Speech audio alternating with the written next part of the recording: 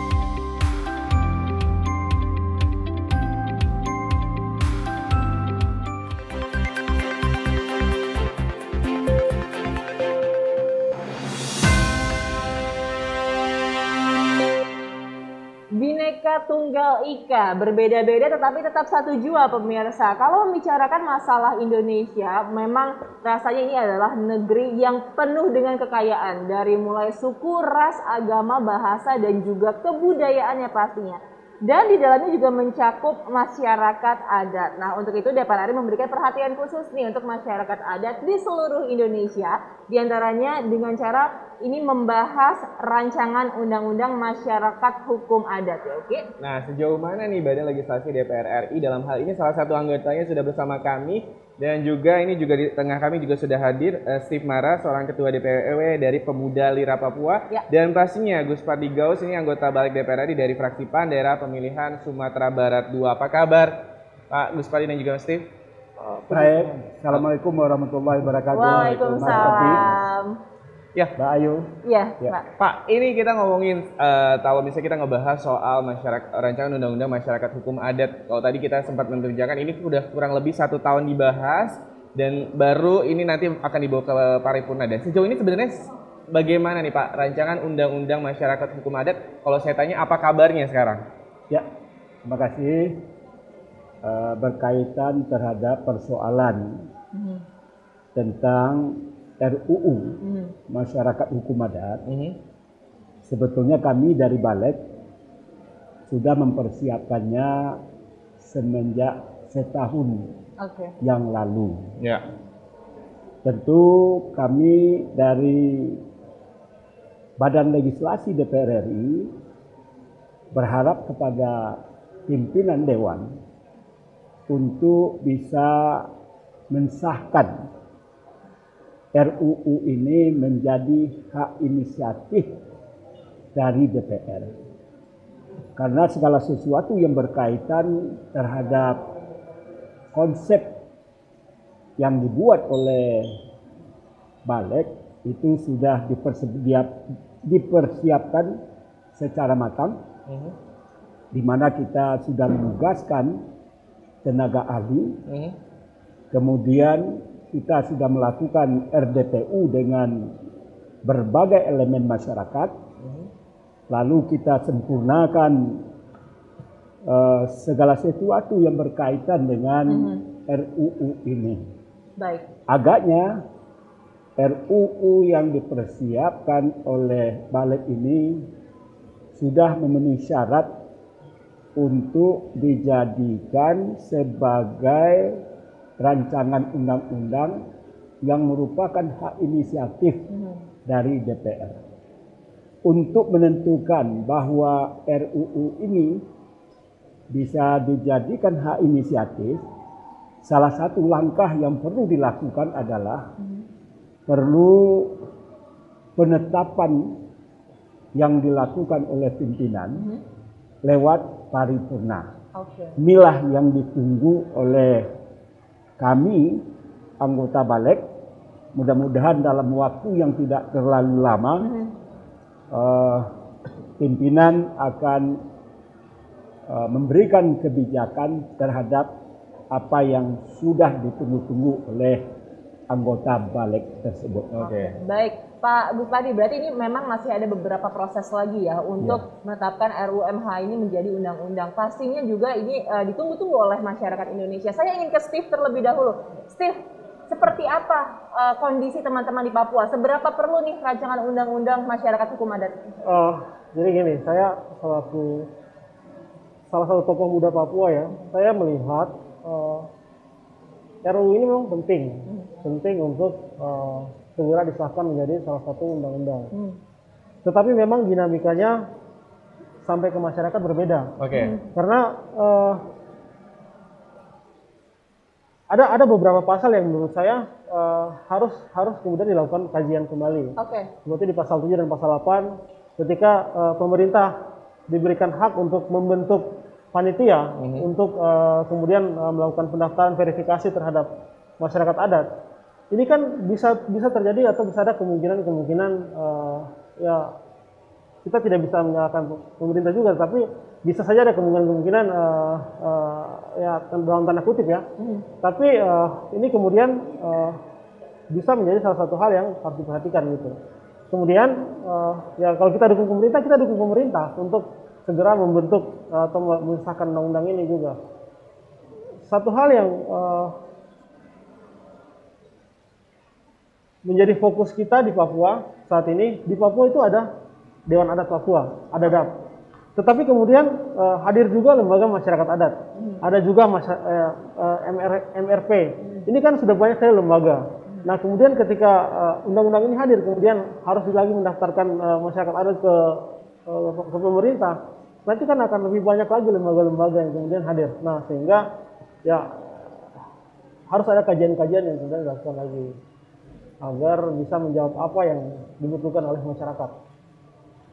Ya, jadi kan tadi kalau misalnya mendengarkan salah satunya mungkin Steve dari masyarakat Papua seperti itu Pak. Tapi nanti akan ini kan prosesnya juga sebenarnya masih panjang gitu ya Pak. Ini masih harus ada dulu ketetapan yang disepakati dalam rapat paripurna terkait dengan tadi Bapak sampaikan bahwa ini rancangan undang-undang inisiatif DPR RI. Kalau misalnya nanti ke depannya apakah masyarakat seperti Steve ini akan diundang secara terbuka untuk menyampaikan apa yang mungkin menjadi masukan-masukan dalam rancangan undang-undang MH ini Pak? Ya. Pak, izin Pak, jangan dijawab terlebih dahulu. Kita akan jeda sinak terlebih dahulu. Pemirsa jangan kemana-mana, tetap pastikan Anda menyaksikan Kabar Nusantara.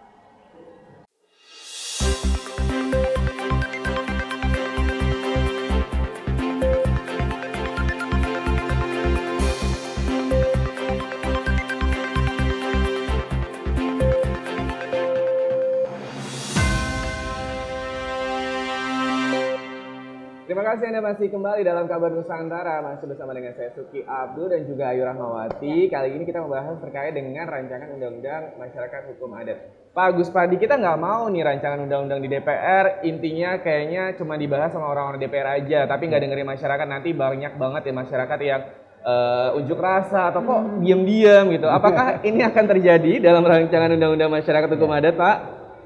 Jadi gini, yang perlu diketahui oleh masyarakat bahwa pembentukan undang-undang itu ada aturan dan mekanisme yang harus dilalui. Sebagaimana saya katakan tadi bahwa RUU ini sudah digodok oleh badan legislasi dan ini akan dijadikan sebagai hak inisiatif DPR. Siapa yang menginisiasi adalah badan legislasi. Ya.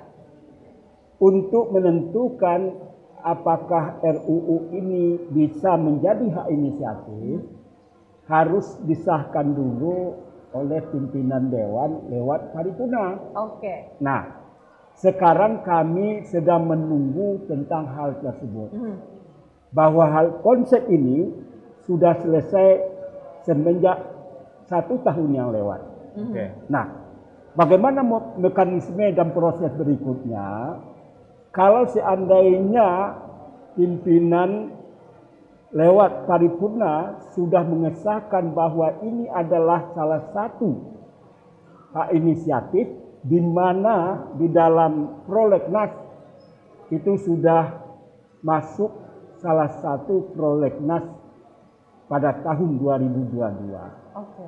Kalau seandainya hal ini sudah disahkan, mekanisme berikutnya adalah tentu kita akan menyampaikan kepada pemerintah untuk melakukan proses berikutnya di mana pemerintah terlibat dalam melakukan pembahasan ini.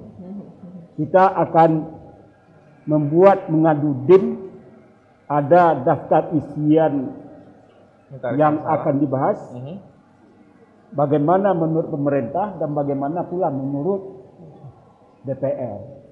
Untuk itu, sebelum itu dilakukan, secara formal nanti kita memberikan ruang kepada masyarakat untuk memberikan kontribusi pemikiran, pendapat dan masukan serta sarannya.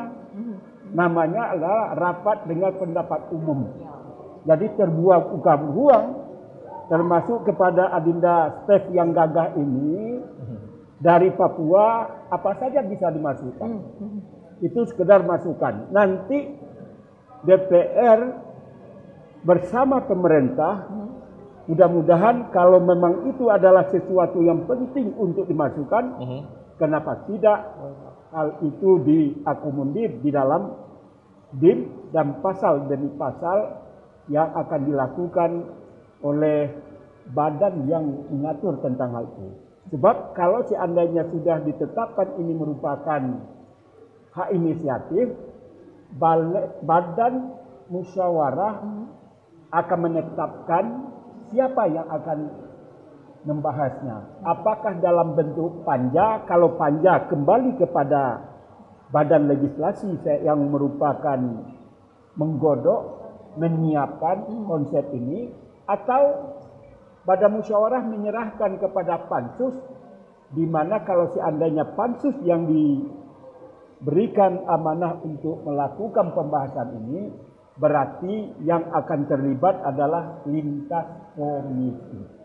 Jadi oleh karena itu, apa yang Adinda Oki sampaikan tadi, tidak tertutup kemungkinan, dan itu adalah hak daripada masyarakat untuk memberikan sumbang saran dan pendapat, dan kita memang akan mengundang juga para seluruh elemen masyarakat yang terkait dalam pembahasan ini. Oke, berarti memang akan ada audiensi dengan masyarakat ya Pak ya? Itu adalah merupakan keniscayaan. Oke, baik. Baik Pak, ini saya ingin ke Steve terlebih dahulu. Steve, di catatan saya ini ada 3 konflik yang katanya ini akan menjadi hal yang diperdebatkan kalau misalkan rancangan undang-undang masyarakat hukum adat ini nanti disahkan.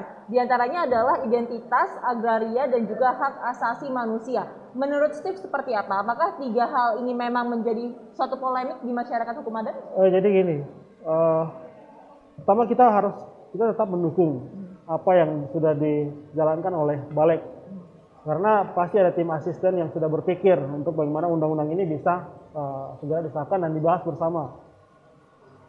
Tetapi tentunya tidak terlepas dari konflik yang ada. Yang disampaikan tadi agraria. Saya contohkan ya, saya di Papua, ada masyarakat hukum adat yang tinggal di pedalaman, di hutan misalnya. Tapi di daerah-daerah yang punya potensi sumber daya alam yang besar. Tetapi ketika mereka harus diminta untuk mendaftar agar mereka bisa mengelola sumber daya alam mereka, saya pikir itu agak susah untuk mereka. Tetapi sekarang bagaimana kita bisa mendorong agar undang-undang ini segera dibuka rapat dengar pendapat umum, kemudian hadirkan berbagai lembaga yang ada di dalam masyarakat. Saya contohkan juga seperti misalnya di Bali. Di Bali kan seperti ada desa pakraman, ada desa dinas yang kemudian ya itu bisa membangun kepercayaan masyarakat waktu itu. Jadi ini kan menjadi sesuatu yang akan panjang ketika kita bicara tentang masyarakat adat. Tetapi ketika diatur dalam undang-undang, ya ini akan mempersempit ruang gerak. Hukum adat kan hukum yang tidak tertulis, Bang. Tetapi kalau ini kemudian mau dibawa ke dalam sebuah undang-undang, kan akan menjadi sempit ruang gerak masyarakat adat. Tetapi ya itu lagi, kita perlu mendengar pendapat masyarakat adat secara langsung. Jadi kalau misalnya rapat dengar pendapat, ya kita harus undang, dari setiap daerah harus ada perwakilan yang memang dipercaya sama sama daerah tersebut untuk berbicara atas nama masyarakatnya.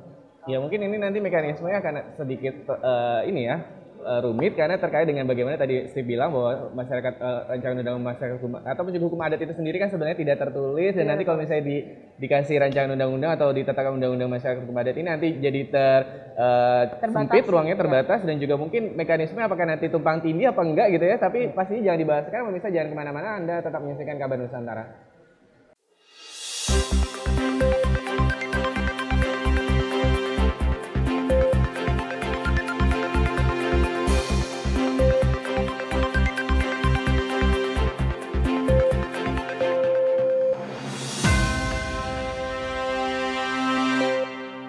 Terima kasih Anda masih bersama kami dalam Kabar Nusantara, masih membahas mengenai rancangan undang-undang masyarakat hukum adat.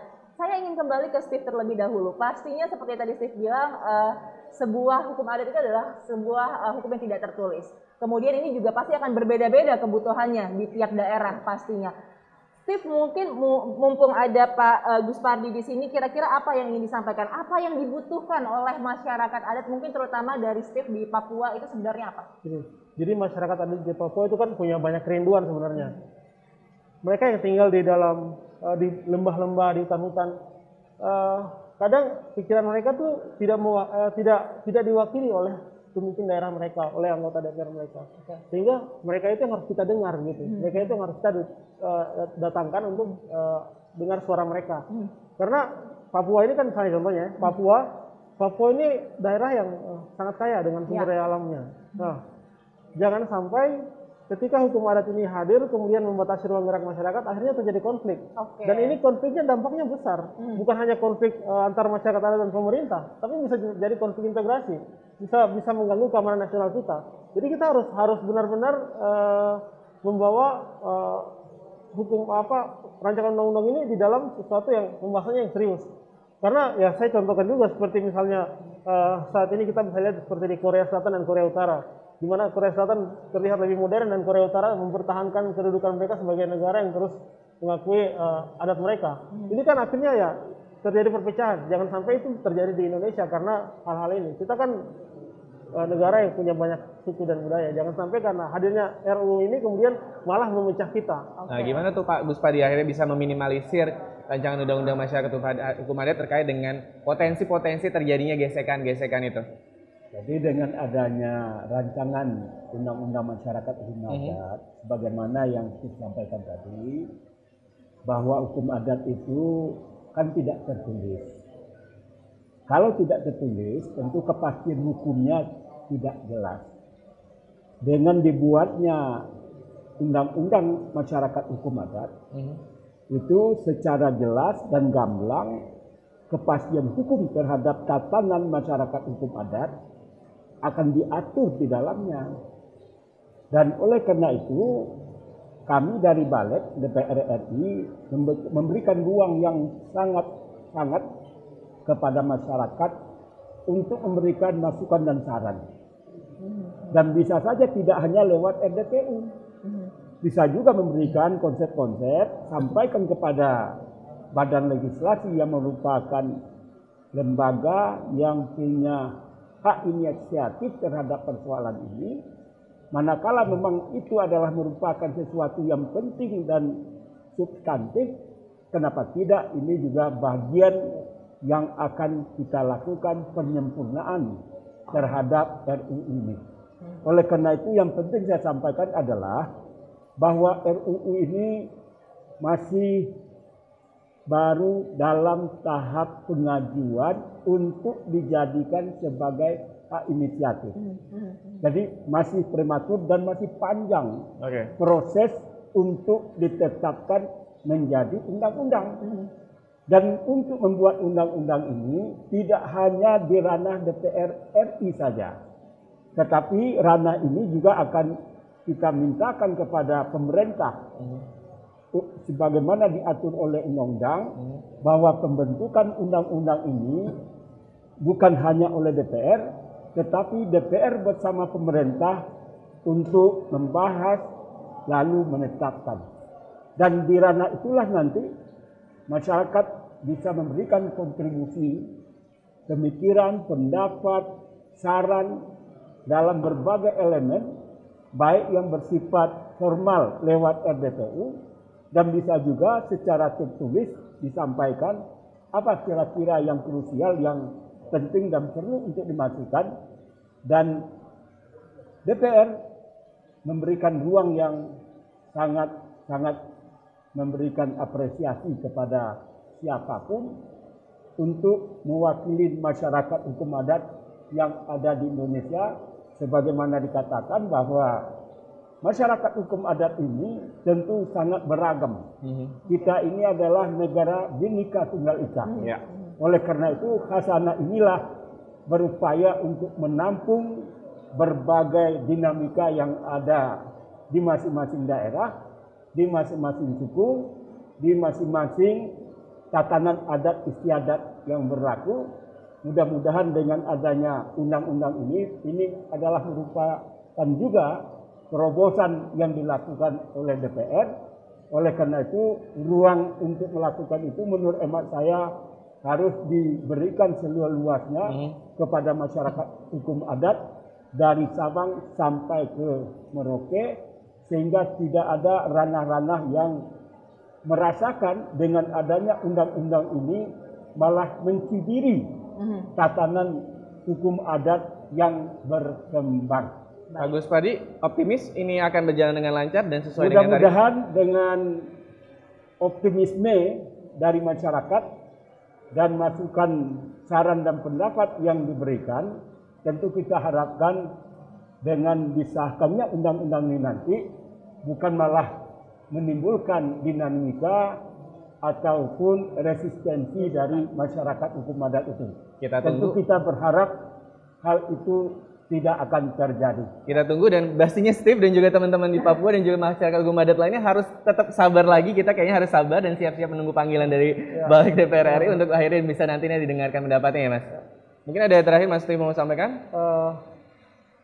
Kita kan tetap, jadi kita kan negara yang terus berkembang Pak. Jadi kita harus tetap ikuti perkembangan dunia yang ada.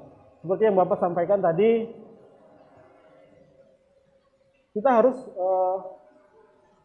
kalau hukum adat tidak tertulis saat ini ya, kalau memang kita harus masukkan dan bentuk dalam sebuah RUU ya itu memang harus, tetapi RDPU sangat dibutuhkan sehingga kami memang mendukung dan kami menunggu untuk diundang. Dan untuk Papua sendiri dan Papua Barat semoga bisa diundang Dewan Adat Papua. Karena selama ini yang didengar adalah lembaga masyarakat adat LMA. LMA itu kan bagian dari pemerintah.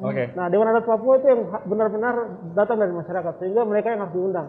Begitu pula dengan daerah lain seperti Kalimantan, Sulawesi, Sumatera, mereka punya tatanan mereka sendiri. Semoga itu menjadi catatan dari Balik DPR RI ya Pak. Nanti akan menjadi catatan untuk diundang pastinya ya. Ya betul sekali, dan kita mengucapkan terima kasih kepada narasumber kita pada kesempatan kali ini, yaitu Bapak Gus Pardi Gaus, anggota Balik DPR RI fraksi PAN, dan juga Steve Mara, Ketua DPW Pemuda Lira Papua. Dan pemirsa, perbincangan tersebut juga sekaligus mengakhiri perjumpaan kita pada Kabar Nusantara edisi kali ini. Saya Ayu Rahmawati beserta rekan saya. Dan saya Suki Abdul, serta seluruh kerabat kerja yang bertugas mengucapkan terima kasih. Jangan lupa tetap menyaksikan Kabar Nusantara episode selanjutnya.